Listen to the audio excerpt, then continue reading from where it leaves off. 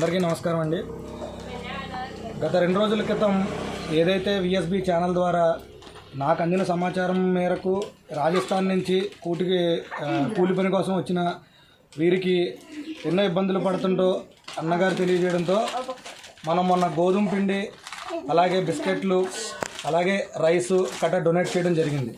అలాగే ఇక్కడ ఆ రోజు మళ్ళీ పిల్లలు ఒక 15 నుంచి 20 మందిని ఇక్కడ చూడడం జరిగింది. పిల్లలకి ఎట్టి పరిస్థితుల్లో మనం అందించాల్సింది ఏంటంటే పాలు అనేది చాలా అత్యవసరమైనది.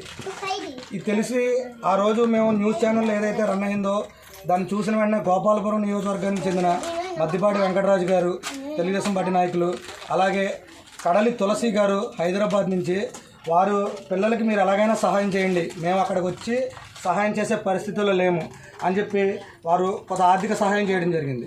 దానితో మేము అలాగే మా అన్నగారు సురేష్ గారు కలిసి ఈరోజు పిల్లలకి 15 నుంచి 20 మంది పిల్లలకి పాల ప్యాకెట్ పౌడర్లు మంచి ఒక 5 కేజీలు మనం సహాయంగా ఇవ్వడం జరిగింది. అలాగే ప్రతి ఒక్కరు కూడా సామాజిక స్పృహ కోల్పోకుండా ప్రతి ఒక్కరు కూడా అనేక విధాలుగా సాయం చేయడానికి ముందుకు రావాలని కోరుకుంటున్నాం.